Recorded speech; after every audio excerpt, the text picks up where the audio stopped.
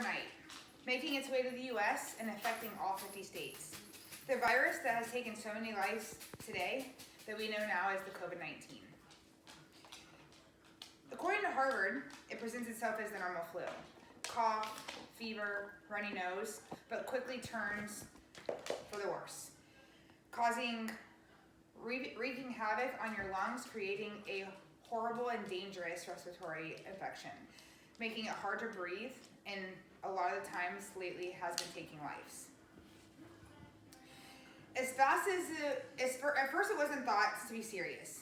People weren't taking it serious at all, actually. They were still traveling, shopping, going to work, beaches, eating out. Spring breakers were even seen all on the beaches. Then it took a serious turn overnight. It turned our lives upside down. Mandatory lockdowns, stay-at-home orders, and closures began to appear all around the world. It becoming a pandemic almost immediately.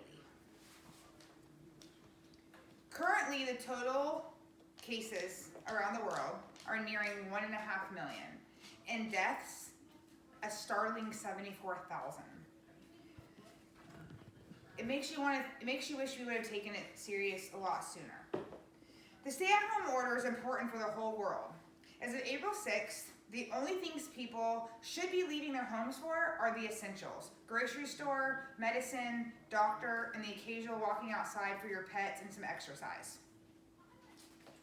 Many people, though, are still not taking it as serious as they should be.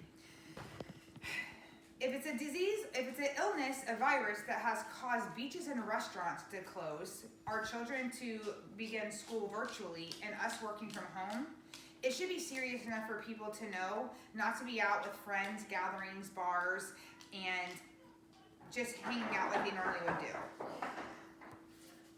According to the CDC, social distancing and stay-at-home orders would be the biggest way, if not the only way, to stop the spread and reduce the cases of COVID-19. 65 years and older was the first age bracket that it was starting to hit and we were noticing a lot of, but as a couple weeks turned, it turned into not caring about age, race, or gender. It started to affect the youth, young people that were healthy, even children. As of April 2nd, all 50 states, the District of Columbia, 4 U.S. territories had confirmed cases of COVID. Now, wouldn't that make you want to stay home? CNBC reported that the stay-at-home order was key to us returning to our normalcy. Schools, businesses, places of worship had all been shut down, and to return to normalcy, we need to do the basic orders that have been issued they're trying to keep us healthy and our families healthy. In a matter of days, millions of people have been ordered to stay at home. According to New York Times, within a month's time, 43 states had stay-at-home orders. So if 43 states, 311 million people, 8 cities, the District of Columbia, and Puerto Rico are all staying home, shouldn't you? USA Today spokesperson said, "I can't say this any more clearly.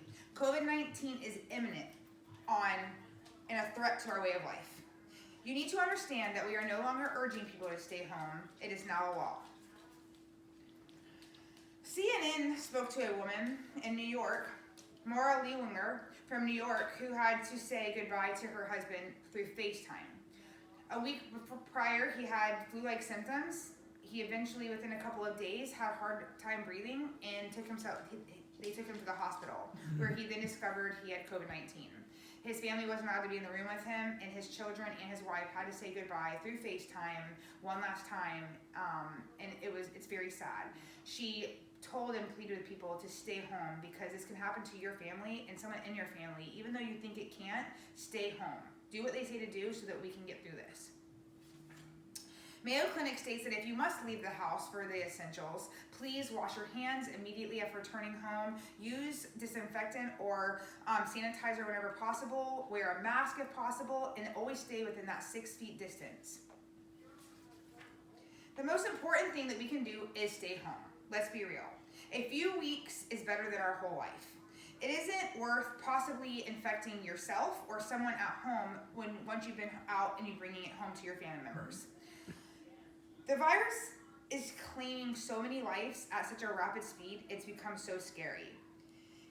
The virus that we didn't take serious at first is become what our whole world is focusing on right now. Stay home. Unless it's essential, stay home. We can return back to our lives if we just follow the orders that have been put in place to keep us healthy. I'm going to end this with a quote that was said by Dr. Tedros, who is the Director General of WHO. Pandemic is not a word to use lightly or carelessly. It is a word that, if misused, can cause unreasonable fear or unjustified acceptance that the fight is over, leading to unnecessary suffering and death. This can be controlled with following the orders that have been put into place, with staying at home and social distancing. We can get through this. Stay at home.